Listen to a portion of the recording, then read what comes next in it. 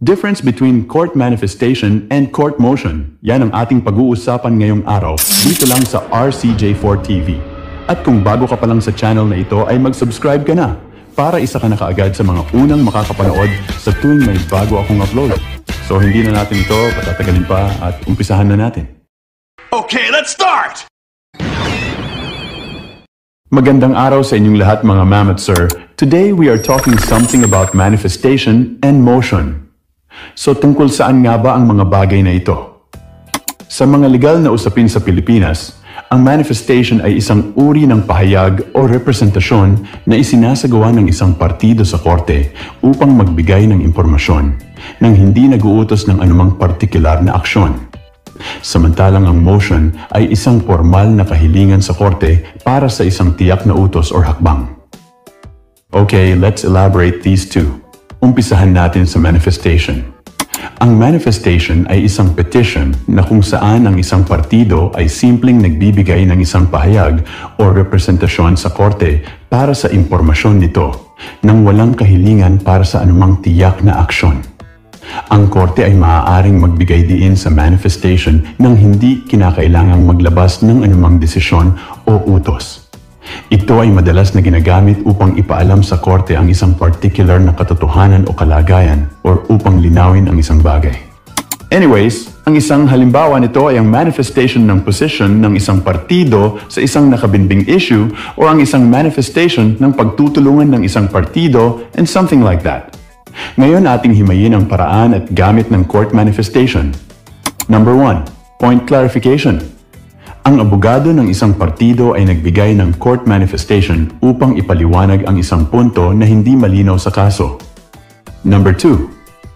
Highlights about the facts. Ang isang partido ay nagbigay ng court manifestation upang bigyang diin ang isang katotohanan na importante sa kaso. Number 3. Cooperations. Ang isang partido ay nagbigay ng court manifestation upang ipakita ang kanilang pagtutulungan sa korte at sa kabilang partido. Number 4. Explanations regarding the documents.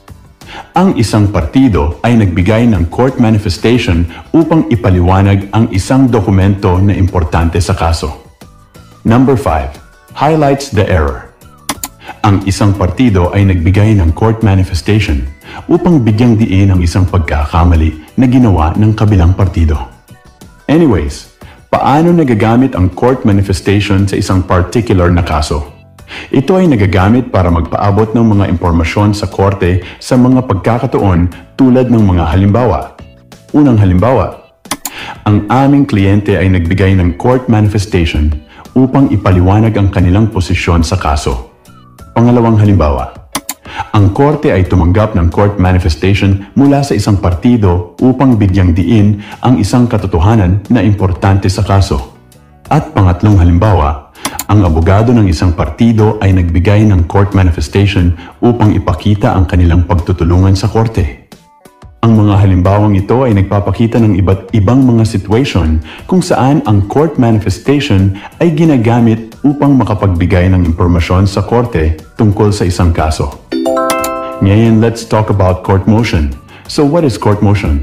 Ang court motion ay isang formal na kahilingan na ginawa sa korte para sa isang particular na utos o aksyon. Ang partido na gumagawa ng motion ay humihiling sa korte na maglakad ng isang tiyak na hakbang o maglabas ng isang particular na utos. Anyways, ang mga halimbawa naman nito ay motion to dismiss, motion to continuance or postponement, motion to quash, motion for reconsideration, and something like that. Ang court motion ay hindi gaya ng court manifestation. Dahil gaya nga ng sinabi natin kanina, ang court manifestation ay isang representasyon lamang na ukol sa mga pahayag at hindi naglalaman ng mga kahilingan o agarang mga aksyon. Compare sa court motion na kailangan ng mga formal request, mga request for action, orders, at mga pagtugon o responses relying to the issue. At siguro ay dito na po muna matatapos ang ating maiksing usapan about the difference between court manifestation and motion. At maraming salamat po sa lahat ng mga nakapanood at mga nakinig. At see you on the next episode. Goodbye.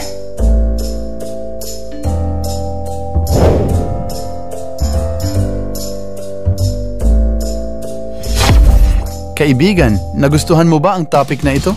Sana ay may natutunan ka ngayong araw. At kung nagustuhan mo ang video na ito, ay maraming salamat sa iyo. At kung gusto mo pa ng mga videos na kagaya nito, ay mag-follow, like, share at subscribe ka lang dito sa aking channel at page upang patuloy kitang ma-notify sa tuwing may mga bago akong uploads. So hanggang dito na lang mga kaibigan at mag-iingat kayo palagi at maraming salamat ulit sa inyong lahat at God bless at hanggang sa muli.